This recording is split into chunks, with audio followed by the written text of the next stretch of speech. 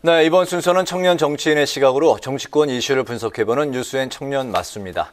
오늘도 뜨거운 토론을 펼쳐주실 두 분, 박용훈 더불어민주당 전국대학생위원장, 김재섭 전 국민의힘 비대위원 두 분 나오셨습니다. 안녕하십니까? 어서 오십시오. 안녕하세요.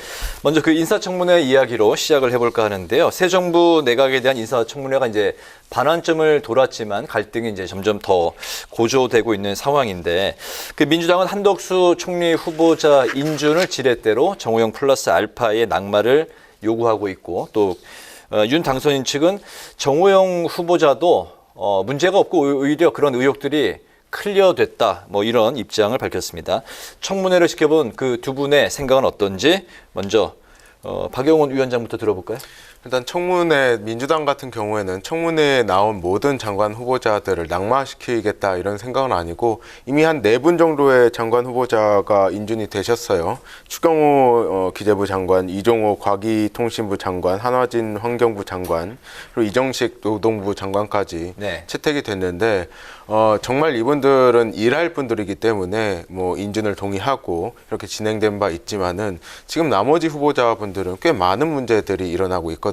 지금 정호영 후보자 같은 경우에는 아빠 찬스, 딸과 아들이 어떻게 경북대 의대에 들어갔냐, 그 과정에서 석연치 않은 문제들, 아들 같은 경우에는 경북대 의대에 입학할 당시 입학 전형이 18일 만에 이렇게 갑자기 만들어지고 또 나중에 사라지는 그 정황, 그리고 논문에서 어떤 역할, 정확한 롤이 없는데 뭐 번역을 했다는 그 롤 가지고 논문에 등재된 상황, 또 그 평가위원장을 그 정호영 후보자가 한 3번 정도 만났던 정황, 이런 것들을 볼 때 물론 아직 법적으로 이게 범죄다 아니다라고 확정을 할 수 없지만 범죄의 정황, 불법의 정황이 드러난 것이죠.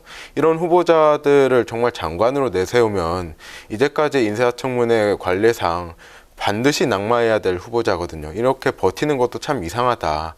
정호영 후보자 같은 경우에는 2천만 원 정도의 월 임대료를 받는 그런 건물주인데, 또 노란우산 공제까지 들어가서 서민들의 공분을 사고 있거든요.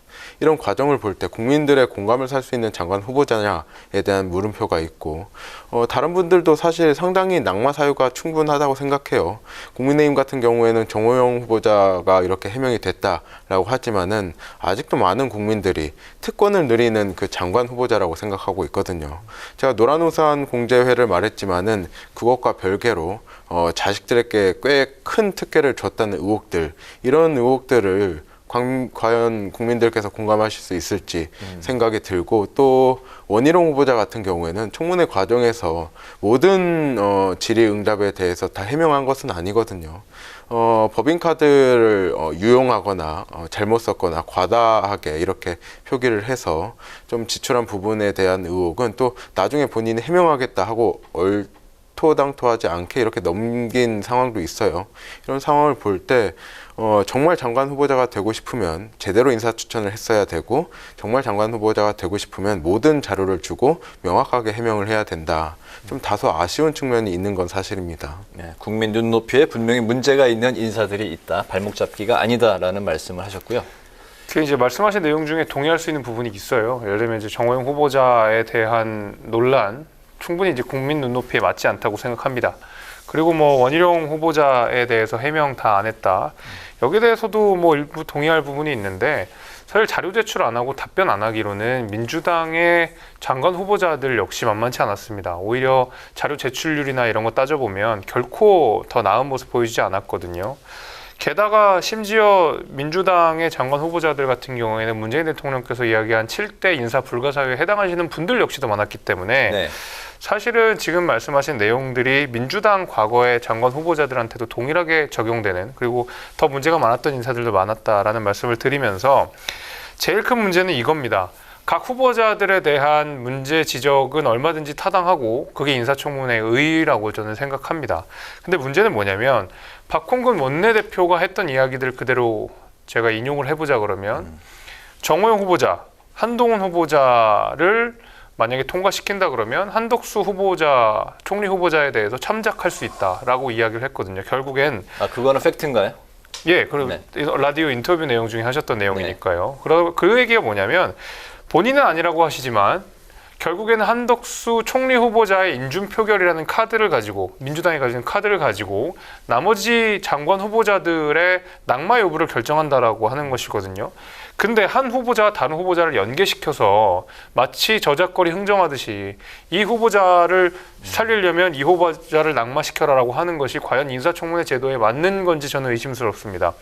특히 지금 법무부 장관 후보자로서 한동훈 후보자에 대한 의혹 제기를 하고 있지만은 실제적으로 한동훈 후보자가 법무부 장관으로서 업무를 해서는 안 되는 결정적 이유들을 제시하지 못한 채 정치적으로 굉장히 부담이 된다. 정치적으로 민주당이 한동훈 후보자가 굉장히 꺼림직하다라는 이유로 사실은 한덕수 총리 후보자를 카드를 가지고 한동훈 후보자를 낙마시켜야 되겠다는 이야기를 사실 뭐 그렇게 방송에서 은연히 다 비추고 있거든요. 네. 그런 의미에서 봤을 때 문제 지적 타당합니다. 얼마든지 인사청문회에서 지적할 수 있는 부분인데 그것을 마치 한덕수 총리 후보자의 인준 표결을 카드로 가지고 나머지 후보의 인사청문회 여부를 가늠하는 것은 정말 저작거리 흥정만도 못하는 그런 인사청문회 취지를 무색하게 하는 정치적인 공격이다라고 저는 생각합니다. 청문회에서 그 인준을 놓고 이렇게 딜을 하는 건 있을 수 없다는 그럼요. 그래서 안 되죠. 네. 네.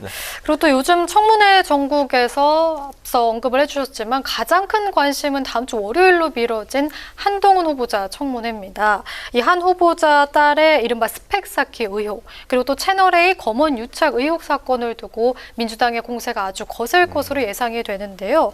또 한 후보자 측도 만만치가 않죠. 계속해서 반박 입장문을 내고 강경 대응을 하고 있습니다.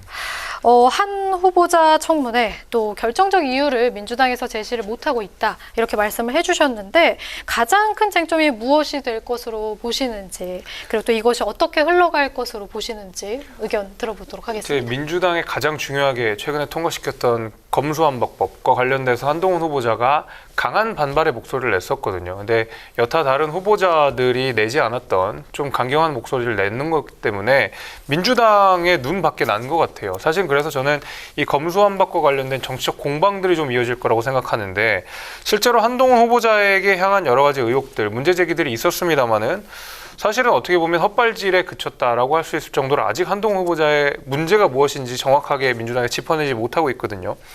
뭐 특히 이제 그 한동훈 후보자의 딸과 관련된 여러 가지 의혹들은 실제로 허위 보도라는 이유로 명예훼손으로 한동훈 후보자가 직접 고소를 한 건이 있고요. 소위 말하는 임대차 3법 논란 여부, 그것 역시도 임차인이 직접 나서서 목소리를 냈고 농지법 위반도 역시 판례에 맞춰서 위법사항이 전혀 없는 내용이었고 검언유착과 관련돼서도 무혐의 나오지 않았습니까? 사실 민주당이 지금 한동훈 후보자에게 제기하고 있는 여러 가지 의혹들이 사실은 별 내용이 아니었다라고 하는 것이 계속 지금 뭐 언론상에서도 드러나고 있는데 그러다 보니까 아마 정치적 공방이 주가 될 거라고 저는 보고 있습니다. 그럼에도 불구하고 특히 이제 검수완박이라고 하는 법안 자체가 논리적 근거가 워낙 없고 명분도 사실 뚜렷하지 않은 거기 때문에 제 생각은 이 입장 차이를 보일 한동훈 후보자에게 논리적으로 굉장히 밀리는 모습들을 보여줄 테고 아마 민주당 입장에서는 그런 준비들을 좀 할 것 같은데 네. 그런 것이 아무래도 좀 부담스럽기 때문에 인사청문회 일자도 계속 미루고 하는 게 아닌가 저는 생각합니다. 네. 한동훈 후보자 같은 경우에는 조국 장관이 계속 언급돼서 저는 뭐 굳이 언급하고 싶진 않은데 당시에 조국 장관 법무부 장관으로 내정됐을 때 어땠습니까? 경찰 같은 경우는 하루 만에 이렇게 수사를 개시하고 검찰은 이렇게 곧바로 기소하는 상황을 보여주지 않았어요.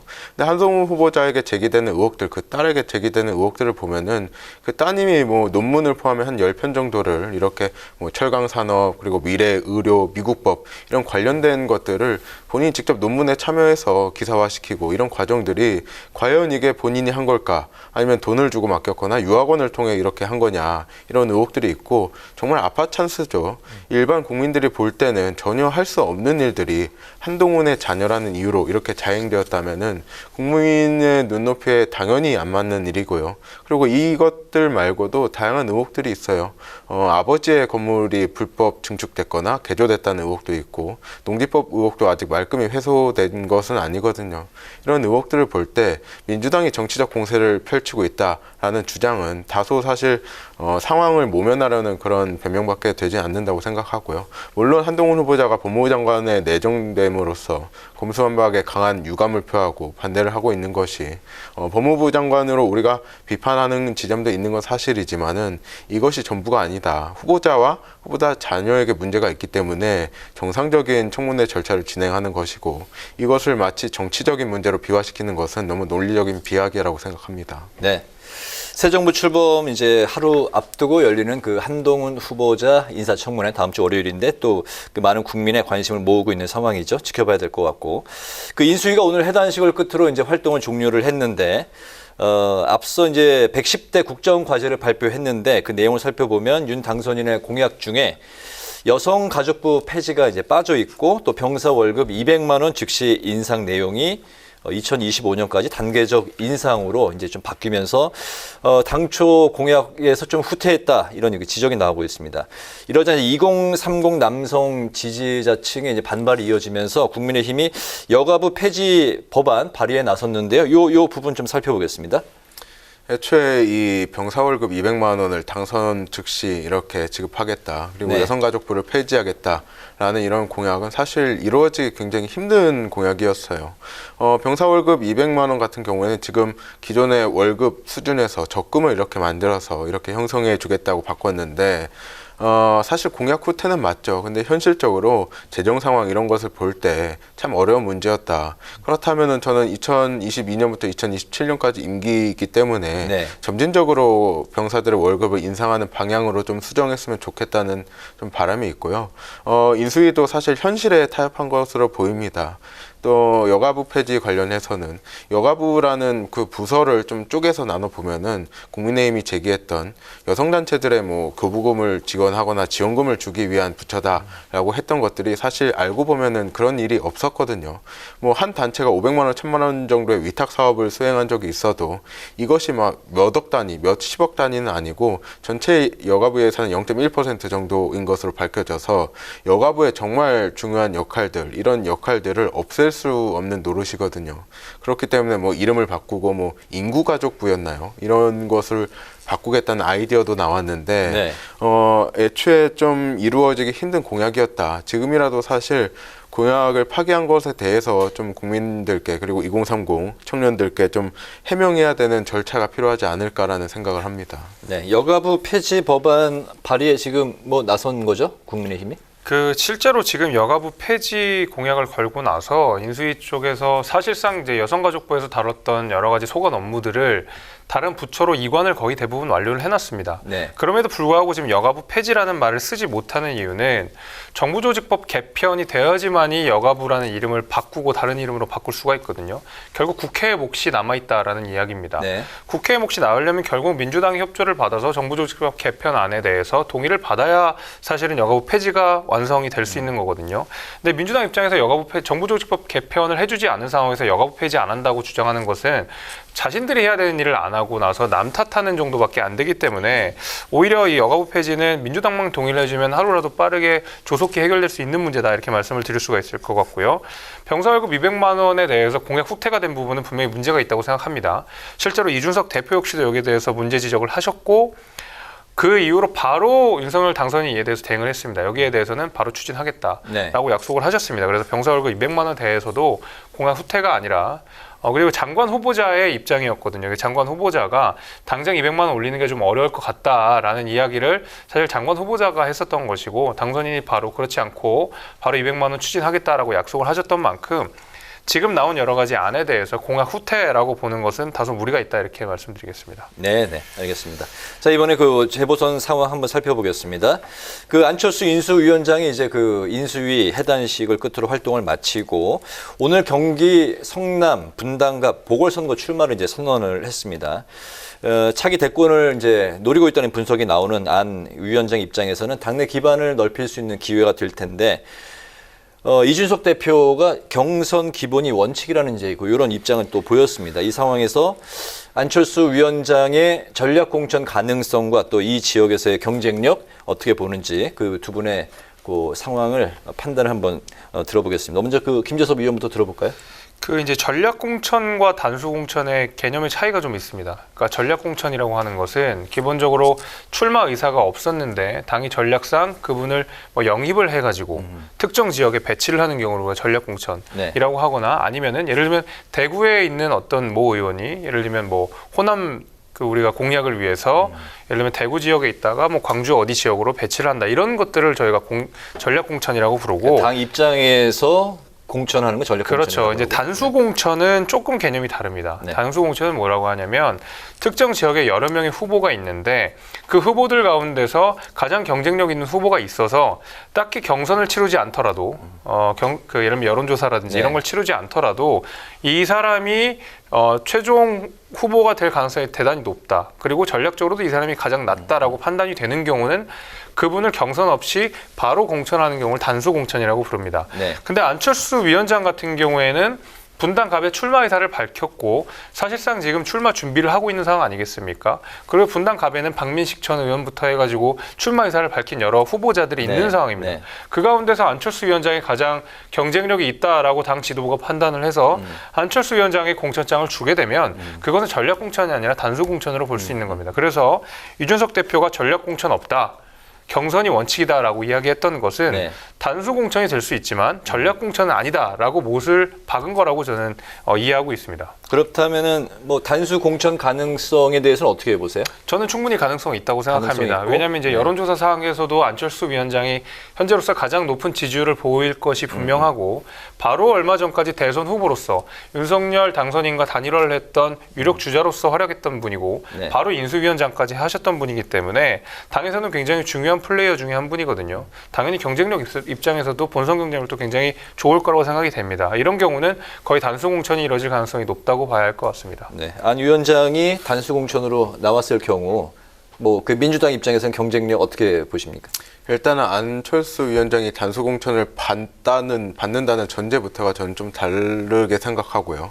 안철수 위원장 같은 경우는 이 다음에 당대표까지 노릴 수 있는 분이에요. 그렇기 때문에 이준석 대표가 그렇게 호락호락하게 단수 공천을 줄 것 같지 않다라고 생각을 하고 이미 박민식 위원장 부산의 북강서 갑 당협위원장을 했던 박민식 위원장이 출마 선언을 한 상황이거든요. 이분이 나서거나 안철수 위원장이 나서거나 민주당 입장에서는 사실 쉽지 않은 선거예요. 지난 대선 결과를 봤을 때 우리에게 굉장히 힘든 선거이기 때문에 어떤 후보가 나와도 국민의 입장에서는 상당히 해볼 만한 선거다. 그렇기 때문에 굳이 안철수 위원장에게 단수 공천을 주지 않아도 된다라고 생각을 하고 이번 선거 공천 과정을 보면은 홍준표 전 대표와 함께했던 분들이 공천을 다 못 받았어요. 단 한 명이라도 홍준표 대표를 지지 선언했거나 도왔던 분들이 공천 받은 사례가 없는데 윤석열 인수위원장의 의중이 들어갔다 안 들어갔다는 판단할 수 없겠지만은 당원들이 이렇게 선택한 결과다. 하지만 안철수 위원장에 대한 국민의힘의 당원들의 여론이 저는 그렇게 좋다고 볼 수는 없기 때문에 안철수 후보가 단수 공천 받는 길은 굉장히 어렵다고 생각을 합니다. 그래서 결국에는 안철수 대표가 뭐 후보가 될지 박민식 후보가 후보가 될지 모르겠지만은 민주당 입장에서는 뭐 어떤 후보가 되든 열심히 해야겠습니다. 알겠습니다. 네. 네, 그리고 또 다른 전 대선 후보죠. 이재명 상임 고문의 행보가 지금 주목이 되고 있는데요. 민주당이 오늘 비대위 회의를 열고 이재명 고문의 인천 개항을 전략 공천을 결정했습니다. 그동안 고심을 했던 이 고문도 결국 동의를 한 것으로 전해졌습니다. 대선 패배 이후 약 2달 만에 복귀인데요. 이게 시기상조 아니냐 이런 의견도 있는데 과연 이 행보가 득이 될지 독이 될지 어떻게 보시나요? 지난 대통령 선거가 0.7% 정도 차이로 근소한 네. 차이로 우리가 대통령 선거에 패배를 했는데 저는 이재명 후보가 반드시 이번 지방선거에서 역할을 해야 된다고 봐요. 하지만 본인이 후보로 나서지 않을 경우에는 그 부업, 이재명 고문이죠. 지금 고문으로서의 역할이 한계가 있기 때문에 저는 본인이 후보를 등판을 해서 또 언론 플레이라고 좀 하기 그렇지만 언론을 통해서 이렇게 붐업하는 효과를 볼 수 있기 때문에 이재명 후보가 어디든지 출마를 해야 된다고 생각을 해왔고 이재명 후보 입장에서도 굉장히 고심이 컸을 거예요. 고민이 많았고 본인께서 정말 2달 만에 이렇게 나오는 것에 대한 부담이 분명 있었던 걸로 저도 알고 있고, 그럼에도 어떻게 해서 이렇게 출마를 하게 됐냐라고 살펴보면은 비대위에서도 또 요청이 있었고, 우리 당원들 사이에서도 또 요청이 있었거든요. 또 네. 인천 지역에서 개항으로 반드시 와야 된다. 왜냐하면 인천의 선거 상황이 굉장히 쉽지만은 않는 것이 사실이기 때문에 인천에 출마해 주셔서 또 인천 선거의 붐업을 위한 그런 발판으로 삼을 수 있겠고요. 이재명 후보가 인천에 연고가 없다, 명분이 없다라고 하시는 분들이 계신데 저는 좀 다르게 생각해요. 이재명 후보는 대통령 후보까지 하신 분이기 때문에 이미 전국 정치인이에요. 그래서 뭐 성남에 나가야 된다, 대구에 나가야 된다 이런 이견들이 있지만은 결국에는 전국 선거를 주도할 수 있을 만큼 그렇게 상황이 괜찮은 지역구로 나가는 것도 저는 한 가지 방법이라고 생각합니다. 네네.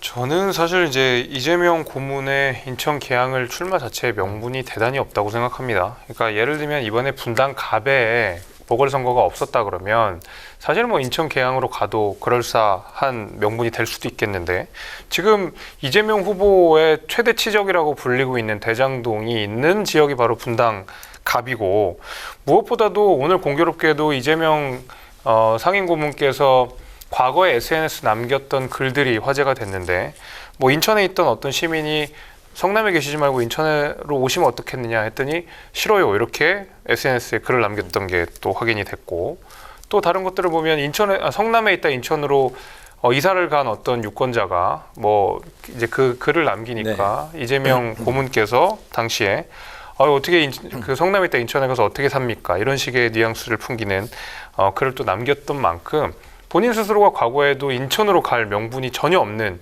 그런 상황이었는데, 그럼 과거에 이재명 후보와 현재 이재명 후보가 싸우고 있는 상황이냐, 뭐 이렇게 저는 보이고요. 무엇보다도 지금 그 분당 갑의 지역위원장으로 계시는 김병관 전 의원께서도 자리를 비켜주겠다, 이재명 후보 오시라라고 했는데도 불구하고 결국 인천 개항으로 간 거거든요. 민주당이 유리한 지역으로. 그래서 본인이 내세웠던 기득권에 도전하고 꽃가마 타는 거 거부하고 이랬던 이재명 후보의 어떤 정책 행보가 이번 개항을 출마로 인해서 대단히 초라해졌다. 생각보다 이재명 후보가 좀 심심한 사람이구나, 재미없는 사람이구나라는 것이 저는 국민들께서 아마 바라본 관점이다라고 생각합니다. 알겠습니다. 마지막 질문은 이제 윤석열 당선인의 지방 순회를 놓고 그 민주당이 이제 선거 개입이다 이렇게 이제 반발하고 비판하는 이 상황을 한번 짚어볼 텐데요. 국민의힘은 이제 민생 행보다 이런 입장인데, 당선인의 지방 순회 현장에 해당 지역의 국민의힘 후보들이 동행을 했고 그 자리에서 공약에 대한 이행을 약속을 했다. 그렇기 때문에 민주당 입장에서는 바로 이 부분이 선거 개입이다. 이렇게 이제 비판하고 있는 상황입니다. 이 부분 짧게 좀 마지막으로 들어볼까요? 저는 이 지적이 굉장히 어처구니 없었던 게, 제가 지난해 재보궐선거 때 문재인 대통령께서 가덕도 신공항 부지를 방문하셨던 기억이 있거든요. 네. 그게 이제 부산시장 재보궐선거를 앞두고 얼마 안 됐었습니다. 그 당시에 국민의힘의 입장에서도 비판했거든요. 왜냐하면 당시 김영춘 후보가 가덕도 신공항이 굉장히 중요한 공약으로 내세웠음에도 불구하고 문재인 대통령께서 직접 거기에 방문을 하셔가지고 이런저런 메시지를 내셨을 때 이거야말로 선거 개입 아니냐라고 비판을 했을 때, 민주당이 이게 어떻게 선거 개입이냐라고 비판하시면 민생 행보다라고 이야기를 하신 게 바로 불과 1년 전인데, 다시 입장이 바뀌니까 윤석열 당선인의 민생 행보에 대해서 이게 선거 개입이라고 주장하는 것이 저로서는 좀 납득하기가 어렵습니다. 네. 문재인 대통령의 가덕도 신공항 방문은 국정 과제이기 때문에 방문한 거예요. 윤석열 당선인은 아직 아무 권한도 없고 해왔던 일이 없거든요. 그럼에도 불구하고 민생 행보다, 이건 선거운동에 같이 한 거밖에로 볼 수가 없고, 후보들이 어쨌든 붙었잖아요. 정말 민생 행보를 하고 싶으면 5월 9일 이후에 후보들 손잡고 한번 민생 행보를 해보세요. 이게 불법이기 때문에 지금 한다고 저는 생각합니다. 네, 알겠습니다. 오늘 청년마수 이제 마칠 때가 됐는데요. 인사청문회를 둘러싼 여야 간 대치, 그리고 판이 커지고 있는 재보선 상황까지 살펴봤습니다. 지금까지 박용훈 더불어민주당 전국대학생위원장, 김재섭 전 국민의힘 비대위원 두 분과 함께했습니다. 오늘도 말씀 잘 들었습니다. 고맙습니다. 고맙습니다. 네.